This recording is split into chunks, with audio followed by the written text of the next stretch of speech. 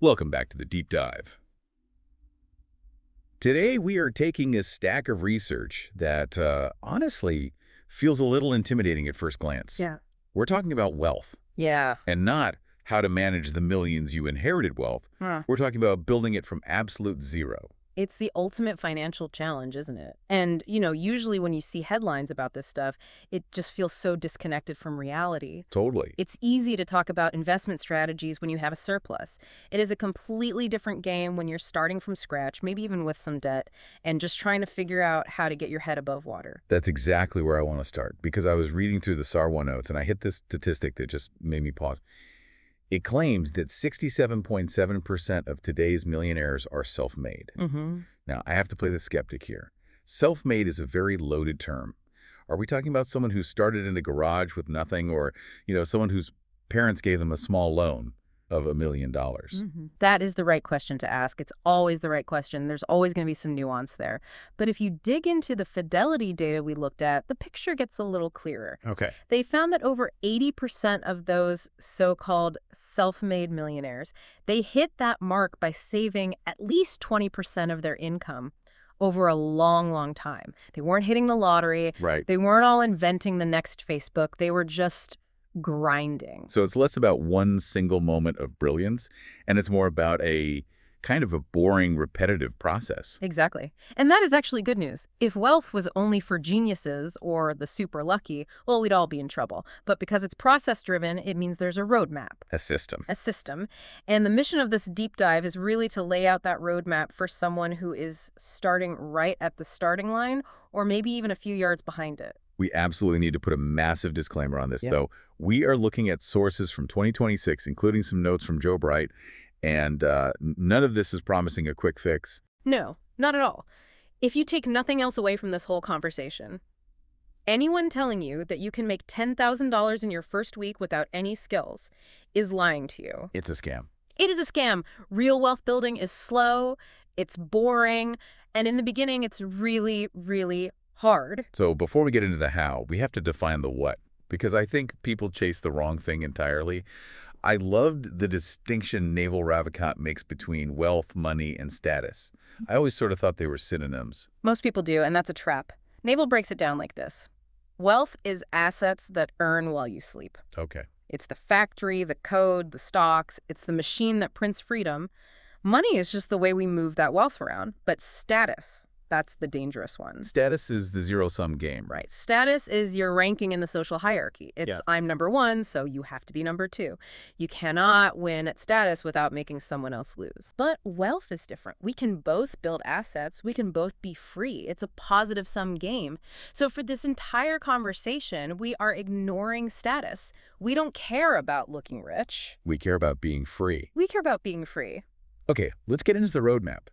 And step one isn't buying a stock. It isn't even opening a bank account. It's entirely psychological. It has to be. You can give $1 million to someone with a poor mindset, and I guarantee they will be broke in a year. We see it with lottery winners all the time. All the time. The first step is understanding what Morgan Housel calls the psychology of money. He has this phrase I love: wealth is what you don't see. That sounds like a philosophical riddle. What does he actually mean by that? Well, think about it. When you see someone driving a $100,000 car, what do you actually know about them? I know they have a nice car, and I assume they're rich. But statistically, all you really know is that they have $100,000 less in the bank than they did before they bought it. Or worse. Or worse, they have $100,000 in debt. We judge wealth by visual cues: the clothes, the cars, the houses. But real wealth is the option not to spend. It's the money sitting in an account, compounding, that you didn't turn into a toy. So wealth is hidden. That's a really hard sell for our brains, though. We want to show off. And that's the ego gap. Housel argues that savings is simply the gap between your ego and your income. If you can keep your ego in check, if you can be happy with less than you earn, you create a gap. And that gap is where your freedom comes from. Okay, but let's bring this down to the ground. Saying have less ego is great, but if I'm living paycheck to paycheck, how do I actually squeeze that gap open? You need a system. Willpower always fails. You're tired, you're stressed, you buy the coffee. The sources mention zero-based budgeting. Which sounds like a budget for people with $0. No, though it works for them too. It just means at the start of the month, you take your income and you assign every single dollar a job. Rent, food, gas, savings. You do this until you have $0 left to just spend. So you're not wondering where the money went. You told it where to go. And there's the 50-30-20 rule, which seems a little simpler. Much simpler. 50% of your income goes to needs the survival stuff, 30% goes to wants, and 20% goes to savings. Now, I know what you're thinking. Yeah. If you are starting from zero, saving 20% feels impossible. It feels laughable. I mean, if I'm making minimum wage, 20% is my grocery bill for the month. Exactly. So don't fixate on the 20% number yet. Fixate on the habit, even if it's 1%, even if it's $5 a week. You are building the muscle of paying yourself first. And where does that first little bit of money go? It goes to the emergency fund. The sleep at night fund. I call it the stay in the game fund. Mm. If you are poor, life is expensive.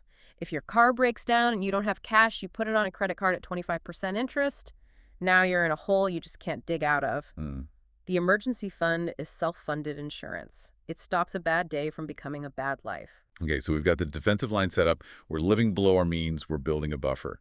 But here's the hard truth, and I saw this in one of the sources. You cannot penny pinch your way to $1 million. No, you can't. There is a mathematical floor to cutting expenses. You can't spend less than zero. But there is no ceiling on how much you can earn. This brings us to section 2, the engine. We need to make more money, but we need to do it smartly. Naval says we need to detach inputs from outputs. This is the holy grail, it really is. Most of us trade time for money. You work an hour, you get paid for an hour. The problem is you have a limited number of hours. You sleep, you eat, you die. Right. Inputs are tied to outputs. To get wealthy, you have to break that link. You need something that works for you when you're not working. But if I'm working a 9 to 5, how do I even do that? I can't just quit and start a factory. You start with specific knowledge. This is something you know how to do that society wants, but doesn't know how to train other people to do yet. Naval says it usually feels like play to you, but it looks like work to others. Okay, let's look at the 2026 landscape. The Joe Bright source lists some very specific side hustles that fit this high-leverage model. One of them is AI prompt engineering. Now, that sounds like I need a degree in computer science. And that's the misconception. It has engineering in the name, but it's actually about language. It's about logic. It's knowing how to talk to AI models, like the ones we use every day, to get the best results. So it's more like writing than coding. It's exactly like writing, not coding, and companies are paying $60 to $150 an hour for people who can just get the machine to do what they want. That's accessible. What about the builder category? The notes mentions no code and UGC. No code is exactly what it sounds like. It used to be that if you wanted to build an app or a website, you had to learn Python or Java. Now there are visual tools where you just drag and drop blocks. You can build a pretty useful business tool for a local company in a single weekend. Wow. And UGC. That stands for user-generated content. Right. And don't confuse this with being an influencer. You don't need 1 million followers. You don't even need to be famous. Brands need content for their ads that looks like real people using their stuff. So they want it to look authentic. Exactly. They'll pay you sometimes $150 a video just to record yourself on your phone using their soap or their app. You send them the video, they run it as an ad, you get paid. Okay, but what if I need cash now? Like rent is due next week. And then you look at the entry-level stuff. User testing is a great one. Companies will pay you to record your screen and your voice while you try to use their new website. To see where you get stuck. To see where you get confused. It's easy money. Or resale flipping, finding undervalued stuff at thrift stores or garage sales and putting it on eBay. It's labor-intensive for sure, but it generates cash immediately. I love the 3-day launch idea in the notes because it stops you from getting stuck in that overthinking phase. It's the antidote to procrastination. Day 1, pick one thing. Don't agonize, just pick one. Day 2, create a sample. If it's UGC, film a sample video. If it's writing, write a sample article. And day 3? Day 3, send it to people. Don't build a website. Don't print business cards. Just ask for the sale. Okay, so now we have the roadmap moving. We have the mindset. We're squeezing that ego gap, and we're pouring extra income into that gap. So now we have a little pile of cash. What do we do with it? This is where we enter the world of compounding. Einstein reportedly called it the 8th wonder of the world. We hear that term compound interest all the time.